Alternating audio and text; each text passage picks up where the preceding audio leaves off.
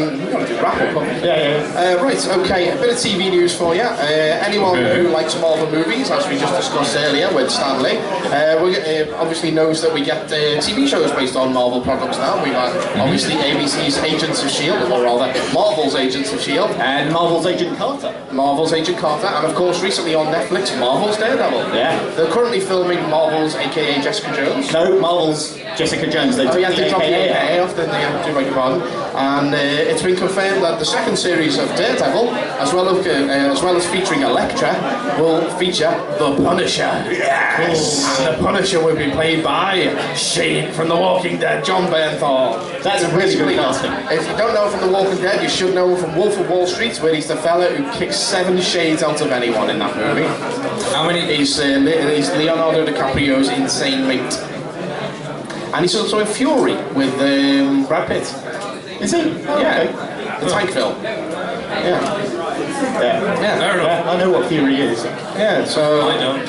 I just haven't watched it, so... Well, Fury's directed by David Ayer, who's doing the Suicide Squad movie. There you go. See, it all comes together. Yeah. So, Johnny Bernthal as the Punisher, I mean, what do you think, Andy? Could you see that face in the Skull t-shirt?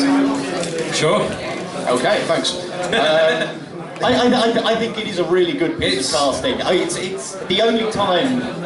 I want to see footage of him actually doing it before I make a judgment call. Well, I saw He probably needs a bit more fan art the other day. That was actually quite good of him playing. Somebody get him a wig.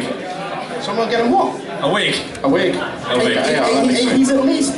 He's never going to be worse than Dolph Lundgren. Ah, yes.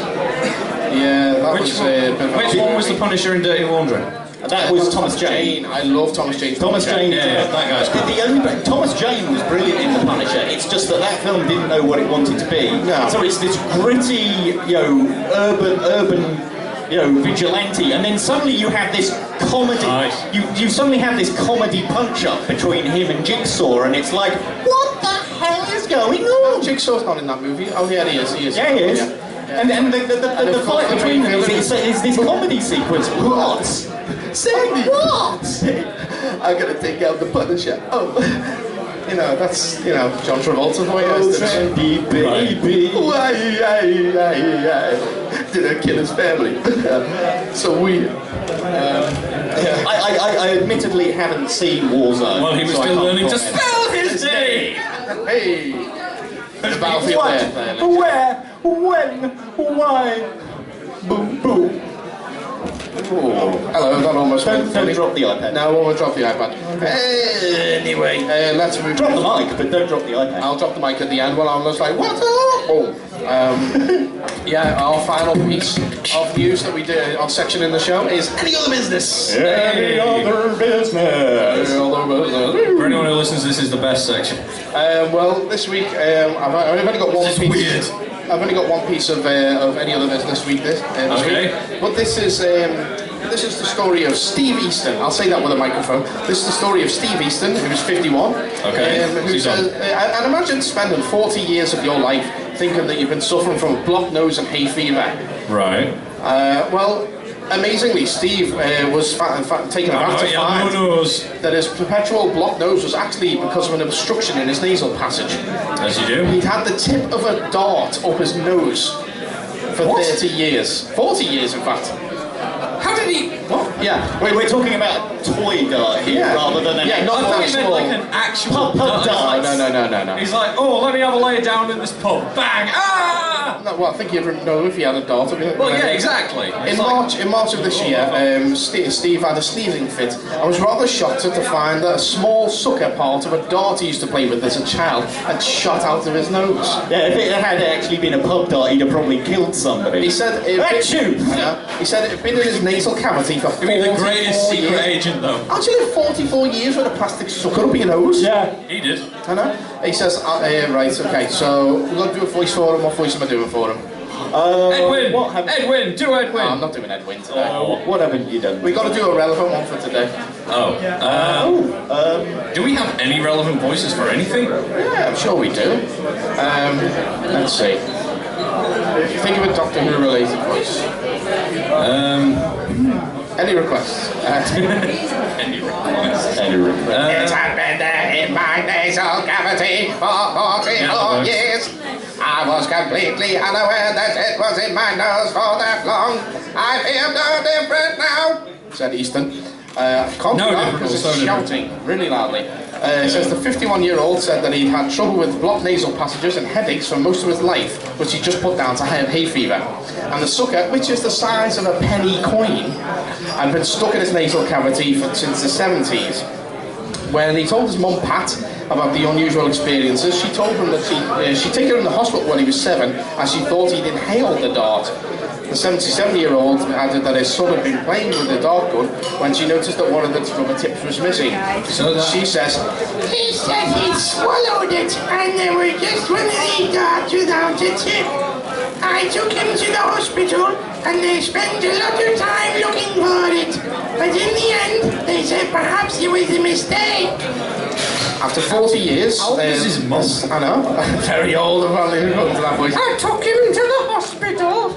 Well, she is 77 now. Oh, yeah, I guess. The slightly decomposed dart tip had become dislodged from his left nostril, much to his surprise. But luckily, no damage has been done to his nasal passage. 51's been wondering whether there's anything else up there. Oh, hysterical. It's a miracle. It's not the first time something like this has happened either, because a 6-year-old boy from America found a piece of Lego up his nose, which he'd put up there 3 years earlier. Of course. Bloody kids. Sounds like America. But everything's fine now, and everything is awesome. Everything is cool when you're part of a story about a couple finding their neighbour's cat, but I don't think we can talk about that one. Probably not then. No. You know which one I'm talking about. Yes. Well, I think that's about going to wrap things up on that bombshell. I just want to thank everyone for coming out to the Hilbre 2015. What do you want, Graham? Come here. Come here. Come here. Come here. He's too busy stood at the bar going, woo! Hither, you Scottish gimp. Right. Yeah. Do you want to say something to anyone? I'd like to thank Erica and Alan for arranging another fabulous Who at the Hilbre, and thank you to you guys for giving us a reason to go and have something to eat for our lunch. I don't know whether to be offended or amazed that... I'm not that you got a clap. What, we got the clap? You've heard my stories. Yes. On that bombshell, yes, we will leave it there. Enjoy the rest of the day, everybody. We've still got some fantastic guests coming up. Don't forget, there are still photo takings available at £2 each. Raffle strips are available for £1 a shot. There's some great prizes over there. Go and have a look. They're over in the corner. Some nice artwork, not just from Gavin, from other people as well. Some books and toys, and don't forget, obviously, the tickets to the two events, Who in the 80s and also Pandorica. So there's lots to play for, and you've got to be in it to win it, as they say on the television. Yeah. So don't forget, we are the 50 Foot Nerds. You can find us on iTunes. Just search us out, Attacking the 50 Foot Nerds podcast. Go to Facebook, we're Attacking the 50 Foot Nerds. We're on Twitter, which is 50 Foot Nerds, which I'll spell as FIFTY FOOTNERDS. Go to pcn.panelsonpages.com to find all the podcast shows, including ourselves and the main podcast, all the other ones, ECW, all that kind of Superfly, yeah, Superfly, all the Earth's Mightiest podcast, all those kind of things. Yeah, and it's nice to be a Whovian. Yeah. So until next time. Twitters? Oh yes, personal Twitters. I'm on Twitter at Mike G. Bell. I'm at Volts of Extoth. And I'm at Autumn Scouser. Until next time then, I'm going to go back over there and do some videos. I'm going to reevaluate my life because I don't watch things and didn't get enough of the references. It's a jungle sometimes. It makes me wonder how I keep from going under. What? Until next time, geek out! Woo! Alright. End credits. Yeah. I need a job too. You find it.